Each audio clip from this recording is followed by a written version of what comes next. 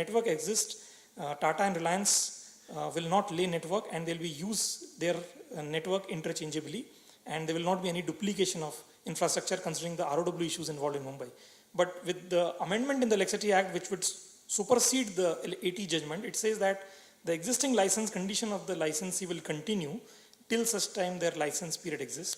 So one would assume that the requirement to lay their own network will continue even after this Electricity Act, suppose it gets passed as it is. And one more thing which is very, very absurdly absurd, which we could notice, is that it says that the distribution license, there will be only one distribution licensee in an area, and it says that existing distribution licensee, where multiple distribution licensee are there, will continue till their license period. That means, suppose one distribution licensee license term gets over early, then he will not be granted license because there are already one distribution licensee in the area. So this will amount to saying that this distribution licensee whose license terms is getting over early will have to hand over his distribution business to the entity whose license period will get over after 3 years. For example, Tata license period will get over in say 2039, will get to have the assets of BST and Reliance because their license period will get over early. I think this was not the intent, but this is how it will turn out to be if it is not addressed in this. So I'll skip these slides, but I'll just come directly to the issues which require clarity. It says that the IC, which is intermediate company, will be responsible for managing the contracts. Whether the low cost PPAs will be assigned to ISL or the supply licensee will get the average cost PPAs, it is not very clear. How supply licensee will compete when they are required to source power from same IC at same price, whether only service cost will determine the issue for competition.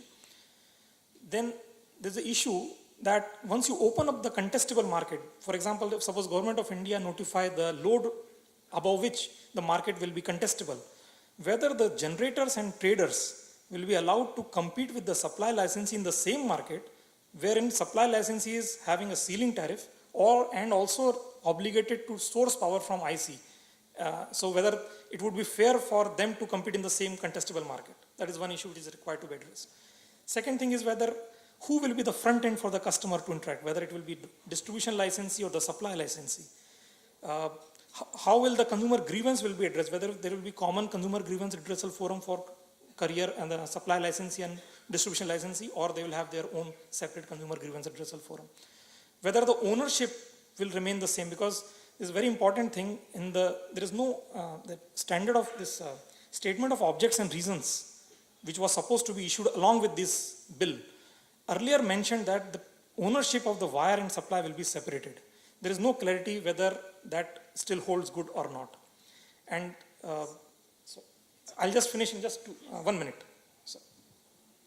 So these are some of the key suggestions which we want to make, is that the amendment requires to have a distribution code and supply code to bring in the uniformity of the distribution code and supply code across the country, because there will be many SCRCs will be issuing their own distribution code and supply code. And this carrier content separation is something which is required to be addressed in a more objective manner.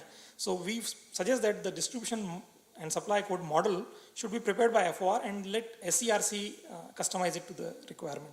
We also again say that even in Mumbai there should not be any duplication of infrastructure, and like what is prevalent in the rest of the country. It's like saying that this Electricity Act will be applicable across India except Jammu and Kashmir and Mumbai, if suppose they don't mention this with this objective. And renewal of license is not being addressed, though it is mentioned, but what will be the procedure which will be adopted for renewal of license, whether it will be same as what is required for grant of license, that requires clarity. Regulatory assets, which is already in the range of a few lakh crore rupees in the country, whether this DISCOM will be responsible for collecting and it will be managed through IC, through separate common accounting. This needs clarity. One last point, but not the least, that there are existing generating assets which are set up under section 63. They are already stressed because of whatever controllable or uncontrollable reasons. They should be given one-time option to migrate to section 62, which is being discussed, but in the proposed amendment there is one proviso which prohibits it. So our request or recommendation to the standing committee would be to delete this proviso so that there could be one-time option for these GENCOs to shift from 63 to 62 tariff determination. This is all which I want to say in this limited time. Thank you so much for patience here. Thank you very much. The first two speakers have taken 10 minutes almost. Can I request the other panelists to stick to 7 minutes? We won't have time for question answers. Some of the points will come up again in question answers. Yeah, thank you. I'll try to stick to 7 minutes. I think the whole purpose of the reforms, this is a part of the reform. You know, when we change the act, it happens in all countries. And we must recognize that it is not is not something which is being done new.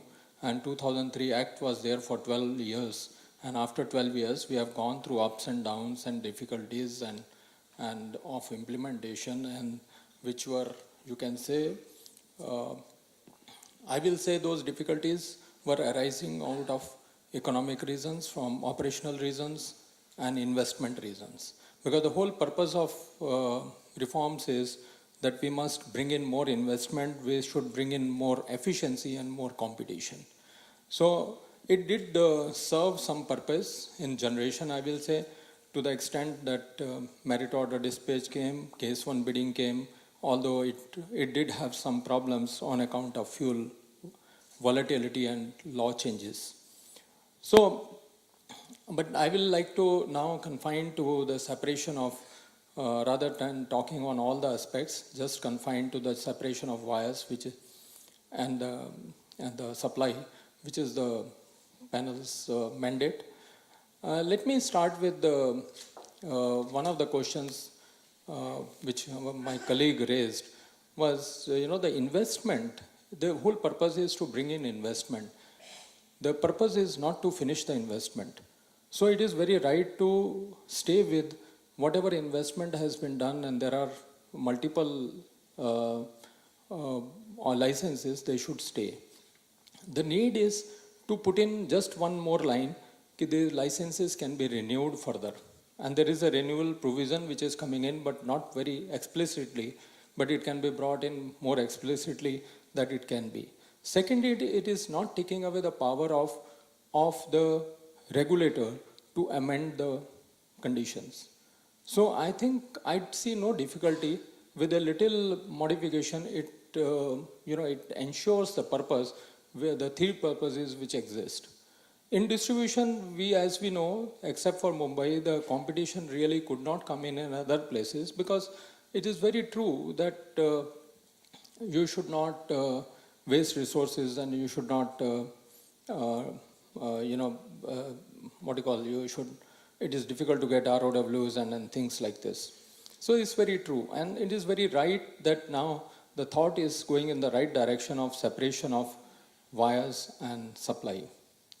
But let me come to a few of the issues which we need to address, and they can be easily addressed. I believe they are not something which we need to keep on asking questions, but we need to suggest what needs to be done. The role of, in fact, Kapil mentioned about the role of the intermediate company. I think the role of intermediate company or any other incumbent supplier or the last resort or anything, I think what needs to be brought in is a little clarity on its principle of operations, which should be uniform across the countries. Those principles need to be brought in, because the intermediate company looks like it may be faced with two issues. And how do you address those issues? You need to just define those in the terms of principles. And those two issues will be, how do you take care of the subsidized? Because all the power gets assigned to the intermediate company. So how do you take care of the subsidized customers? And second thing is, how do you, at the same time, when you take care of the subsidized customers, you also have to bring in competition into the area. So I think if we a little bit define those principles of how they will operate, or what will be, that will be a better, rather than every state deciding its own principles and taking meaning out of its own, which will again, let us go into the third modification, I am sure, if we don't do that in this time. So that's one issue. And similarly, the other things which we need to define is ceiling tariff. How is the ceiling tariff going to work? How is because today the revenues are the ARRs are revenue neutral, and how does one take care of the ceiling tariff and the connected regulatory charge if they do connect? Will they have the right to collect regulatory charge because there is a ceiling tariff? If by choice somebody gives it, will that? So there is more clarity needed, or some principles. Again, I will put it in that way. Rather than questioning, we need to also put our minds together, because these reforms need to take place. We should not say that reforms should not happen, but they need to take place. It has happened in every country, and we can take examples to do that. We need to only suggest some principles of how it should be done. And similarly, the roles of incumbent or supplier, company of last resort, all this needs to be defined. There are three other things which need to be: how are we going to tackle the losses? Who will be the responsible for the losses? And how are we going to determine? Because the one on one feeder you will have multiple suppliers. So the meter which is on the feeder will give you energy which is for the 2 or people or 3 people, and we need to define that how these things will be taken care. But of course, again I will say these are not something which have not been done by others. They have been done by others. We need to only look into the literature. And other thing is the treatment of peak power, requirement of peak power. Will I club that in energy terms with other, or should I deal with it separately? So the intermediate company, can it deal it separately, the peak power stations who are purely pure power stations, to encourage the investment in peak power? Because that's also very important, a neglected aspect in our country, where we are not so much encouraging, and that also brings in inefficiency and underutilization of resources. And knowing that the maximum generation is from thermal in this country, I think is very important from the environment point of view also, that we need to treat peak power differently. Renewable obligations. Now there is a suggestion that new generators should have renewable generation 10%. Now whether we will go for a generation renewable obligation or distribution renewable obligation, or it will be a combination, I think there again there is no harm in either way. I think we need to only think what can be there.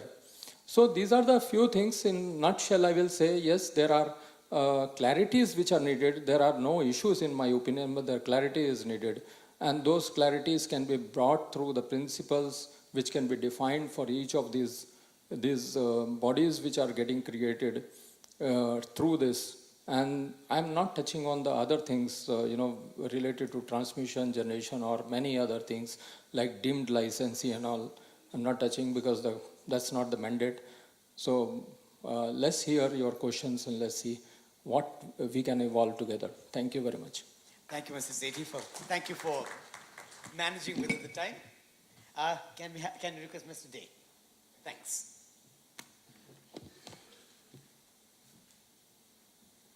Good morning, everybody. As of now, we already know the issues related to the carriage and content, and my submission will be limited to that carriage and content only.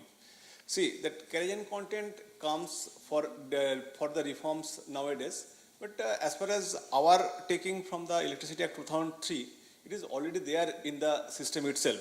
Okay, not in that spreading manner.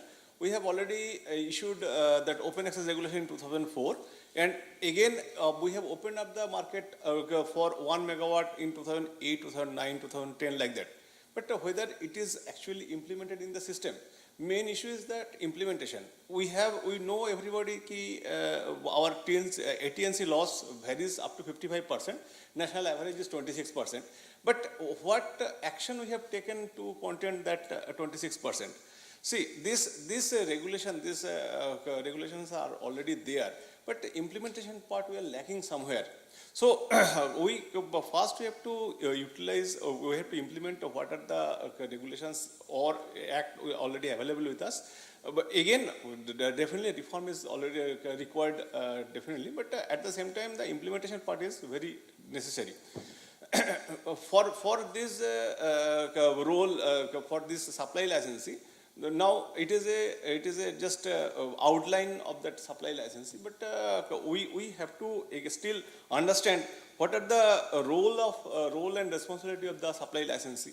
And if one supply licensee want to give the affordable power to the consumer, where from it will source? And if he is able to source that one, whether transmission network is available for that. Suppose I want to supply power from that Chhattisgarh, or I want to supply the power to southern states. Whether I can I bring that affordable power from the cheapest source available in India?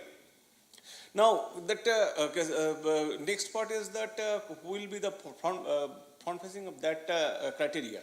Who will be responsible for the metering, billing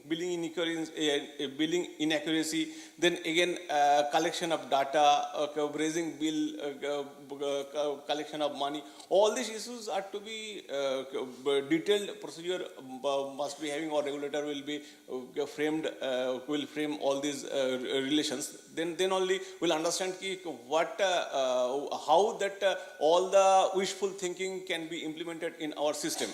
Now, see that network constant and that all these things are already there. So, after sitting that in this side of panel, I think we have the more questions than answers available in the system, and that we collectively can find out the answers, and then only it will go further. Thank you. Thank you very much. Thank you, sir. Can we have the last speaker on the panel? Thank you. Thank you, friends.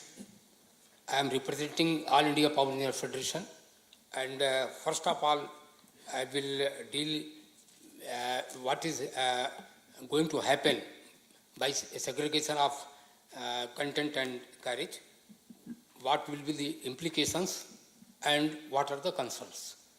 These are the 3 points on which I will be elaborating. As previous speakers have already made clear, that there will be one distribution licensee. We will have a single distribution licensee who will be responsible for wire and metering business. And for this change to take place, state governments, in consultation with the central government, will prepare a transfer scheme, and one intermediary company shall be created, and one incumbent supply company.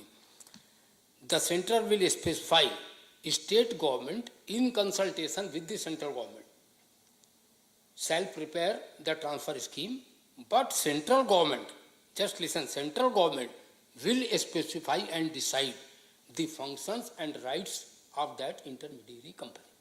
So this is a direct interference of the central government in the affairs of the state.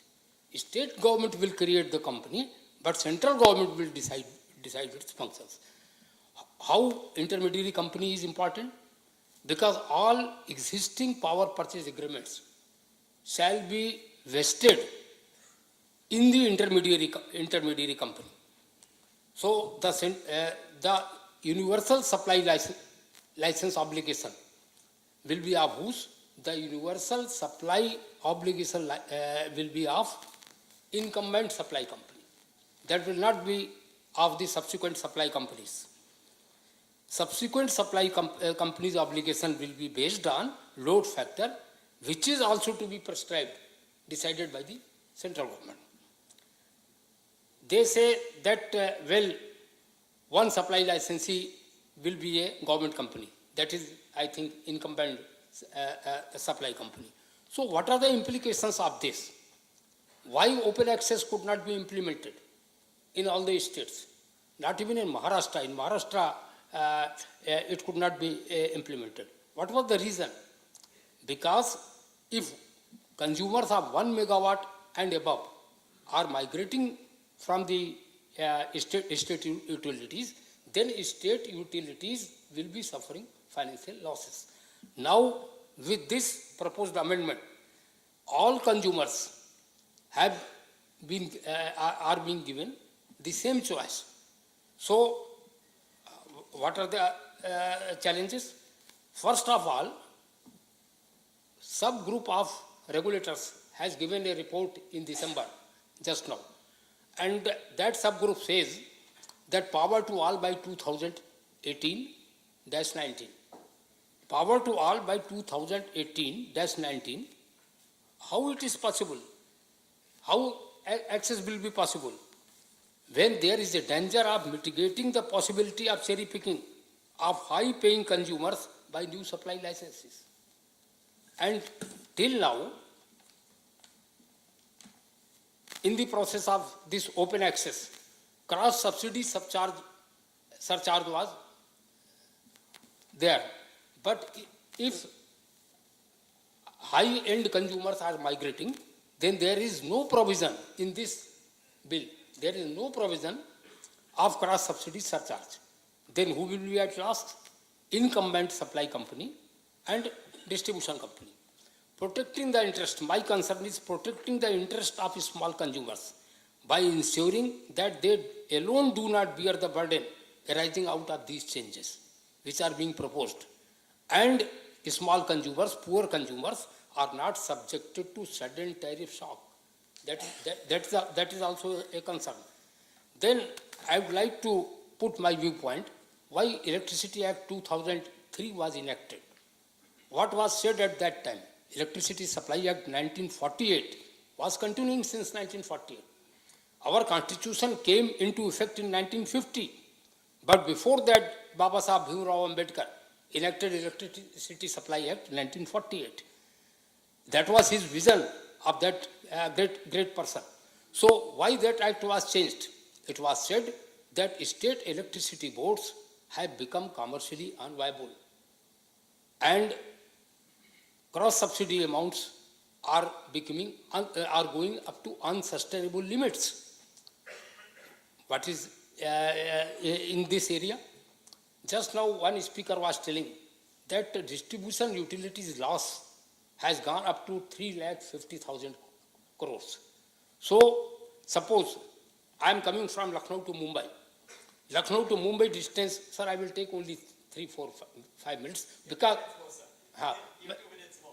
yes, sir, because I am talking on altogether a different aspect. Please, please allow me a little bit.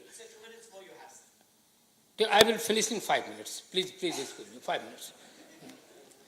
So I am coming from Lucknow to Mumbai. Mumbai is 1500 kilometers from Lucknow. I am going in the right direction or wrong. Only milestones tell it. If milestone says now Mumbai is say 1000 kilometers, 800 kilometers, then I am going in the right direction. If milestone says Mumbai is 2000 kilometers, then I am going in the wrong direction. Losses at the time of enactment of Electricity Act 2003. What were the losses at that time? Today losses are 7 times more. This itself proves that we are going in the wrong direction. And what they are diagnosing? Fever is no disease. Fever is symptom of some disease. And until unless the disease is not diagnosed, treatment cannot be done. They are treating the fever, they are not treating the disease. Then technically it is not possible. Why technically it is not possible? What quantum of electricity has been injected by the supply licenses? What are the distribution losses? What quantum of electricity has been sold by the subsequent supply licenses? There is no mechanism. There is no infrastructure to meter it. Go to the villages, go to the other states. Even 11 kV feeders have not been metered in many of the states of the country. How this can be implemented? So technically also this is not possible. Then subsequent supply licenses do not have to pay any cross subsidy surcharge, and as such the incumbent supply licensee will not be compensated for loss in sale of high paying consumers if they are migrating to other supply licensees. Then another concern is area of supply. Whether distribution area of supply for the subsequent licensees and for incumbent licensee will be the same.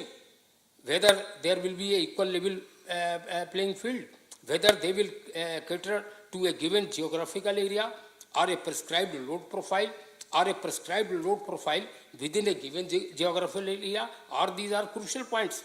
And it is crucial to clarify these important issues in a clear and unambiguous manner, as the framework for competition rests on it, and it also implications for cherry picking and universal supply obligations. Few speakers told that there is a competition after privatization, there is a competition in Mumbai and Delhi. I would very humbly want to ask, why after competition, if there is any competition in Mumbai and Delhi, then why the domestic tariff in Mumbai and Delhi is highest in the country? Why it is highest? And how this bill will enable to reduce the prices after the competition? Where competition is possible? Competition is only possible in surplus. In surplus, competition is only possible. Whether electricity is surplus in our country, in scarcity, there is a black market. So this will lead to the black market. This bill, if enacted, is not going to lead to the surplus and reducing the prices. So railways, metros, SEZ, they will be deemed licenses. All these are high-paying consumers. If they also go from these distribution companies or incumbent supply licenses. And in the last, I would like to say, what were the aims and objectives? Whether aims and objectives of Electricity Act have been, and National Tariff Policy, National Electricity Policy, whether they have been fulfilled? What were the aims? Access to electricity available for all households in next 5 years, that is by 2012. So you're 5 minutes over, sir. Only It'll reduce question answer time. Sir, only 1 minute. Okay. Only 1 minute. It will be of no purpose if we will not discuss aims and objectives of electricity. Sir, you'll reduce the time for question answers, sir. That's the only problem. This is my problem, that aims and objectives should be discussed. What is the aim of this bill? There is no background. There is no background in this bill. So what were the aims and objectives? Whether they have been achieved or not, I will simply read. I will not elaborate. I will simply read. Access to electricity available for all households in next 5 years. Availability of power. Demand to be fully met by 2012. Supply of reliable and quality power of specified standards in an efficient manner at a reasonable rate. Per capita availability of electricity to be increased to 1,000 units by 2012. Minimum lifeline consumption of 1 unit per household per day as a merit by 2012. Financial turnaround of commercial viability of distribution utilities. Protection of consumers' interest. Nothing has been fulfilled. So, my friends, with these words, I will submit with one couplet of Dushyant Kumar. कहाँ तो तय था चिरागा हर एक घर के लिए, power to all by 2012. Even today, more than 300 million people don't have the access of electricity in our country. More than 300 million people. कहाँ तो तय था चिरागा हर एक घर के लिए, कहाँ चिराग मैसर नहीं शहर के लिए.